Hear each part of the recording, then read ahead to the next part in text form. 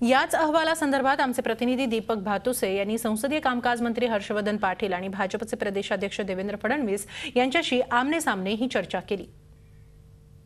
आदर्श चौकशी आयोगाचा अहवाल पावसाळी अधिवेशनात मांडला जाईल अशी शक्यता होती, परंतु शेवटच्या दिवशी अहवाल न मांडण्याचं मुख्यमंत्र्यांनी जाहीर केलं आणि विरोधकांनी याच्यामागची कारणं काय असं सरकारला सवाल केला आहे। विरोधकांनी सत्ताधारी दोन्ही पक्ष आपल्याबरोबर आहेत, त्यांच्याकडून जाणून घेणार आहोत आदर्श अहवालाचं काय होणार आणि काय झालं।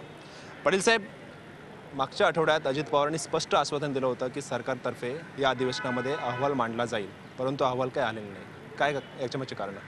एक तर असं आहे की फक्त अहवाल मांडून हा काय प्रश्न सुटणार नव्हता, तर हा अहवाल जो आहे हा ॲक्शन टेकन रिपोर्ट सहित मांडला पाहिजे अशा प्रकारची स्पष्टता ही मुख्यमंत्र्यांनी आज सदनामध्ये दिलेली आहे। अहवाल तर आमच्याकडे प्राप्त झालेलाच आहे, परंतु त्या अहवालावरती सरकार काय कारवाई करणार आहे याला आपण ATR म्हणतो। आणि मला असं वाटतं की जर ATR सहित जर आम्ही अहवाल नाही मांडला आणि फक्त नुसता आदर्शचा रिपोर्टच जर आम्ही सभागृहासमोर ठेवला असता, तर हेच आमचे सहकारी मित्र म्हणाले असते की नुसता अहवाल तुम्ही ठेवून काय केले, तुम्ही ATR का केला नाही। आता हे असं म्हणतात की 2 दिवसामध्ये सुद्धा ATR होऊ शकतो। मला असं वाटतं की शेवटी ही एक इन्क्वायरी कमिशन आहे। इन्क्वायरी कमिशनमध्ये बऱ्याच फॅक्ट्स त्याच्यामध्ये आहेत। सरकारची भूमिका स्पष्ट आहे, याला कुणालाही पाठीशी घालण्याचं काही कारण नाही। जर पाठीशी घालायचं असतं तर आत्तापर्यंतची जी कारवाई झालेली आहे आदर्शच्या बाबतीतली ही जनतेसमोर कारवाई स्पष्ट आहे। सरकारकडनं जे स्पष्टीकरण देण्यात आलं आहे, समाधान आहे विरोधक या प्रकरणी? मुख्यमंत्र्यांनी देशाच्या जनतेचा विश्वासघात केला आहे। आदर्शचा अहवाल 3 महिन्यापासून तुमच्याजवळ होता, ATR करण्यापासून कोणी थांबवलं होतं? ATR तयार करायचा नाही हे जाणून बुजून यांनी केलं, कारण भ्रष्टाचारांना पाठीशी घालायचा आहे। हा अहवाल यांनी दाबून ठेवलेला आहे, फार काळ हा यांना दाबता येणार नाही। आम्ही याचं सत्य निश्चितपणे बाहेर काढू।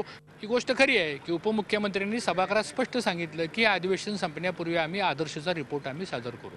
हे मागच्या आठवड्यातली गोष्ट आहे। आता मुख्यमंत्र्यांनी जे स्टेटमेंट केलं की याच्यामध्ये की फक्त रिपोर्ट आम्ही सादर करू शकत नाही, तर आम्हाला ATR करायचं आहे। एक तर त्याच्याबद्दलच्या केसेस चालू आहेत, आपल्यालाही माहिती, त्याच्याबद्दलच्या हायकोर्टामध्ये केसेस चालू आहेत, CBIच्या माध्यमातून इन्क्वायरी चालू आहे, काय डॉक्युमेंट्स त्यांच्याकडे पण आहेत, ह्याच्यातले बरेचसे डॉक्युमेंट्ससुद्धा ही झालेले आहेत। आणि मला असं वाटतं की एकदा रिपोर्ट तर येऊ द्या, ATR तर येऊ द्या ना।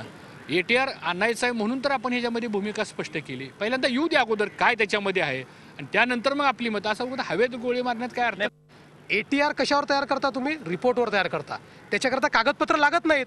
त्या रिपोर्टमध्ये जे मुद्दे काढल्यात त्याच्यावर आम्ही काय करणार आहे एवढंच सांगायचं असतं, हे सगळ्यांना माहिती आहे। पण तरी देखील भ्रष्टाचारांना पाठीशी घालायचं आहे आणि त्याच्यामध्ये मुख्यमंत्री स्वतः याच्यात सामील आहे असा आमचा आरोप आहे। विरोधकांनी थेट आरोप केलेला आहे की मुख्यमंत्री सामील आहेत भ्रष्टाचारांना पाठीशी घालण्यात, आणि 3 महिने झाले तरी अहवालाला पण कृती अहवाल म्हणजे ATR येत नाही आहे। त्यामुळे आज आदर्शचा अहवाल सरकारने मांडला नाही। आदर्शचा अहवाल लोकांसमोर कधी येईल, कारण विधिमंडळात मांडल्याशिवाय हा अहवाल जनतेसमोर येणार नाही। त्यामुळे जनतेला आदर्शामध्ये काय झालं हे कधी कळेल हे मात्र सध्या गुलदस्त्यातच आहे। व्हिडिओ जर्नलिस्ट मंगेश वंडेसह दीपक भातुसे, झी मीडिया, मुंबई।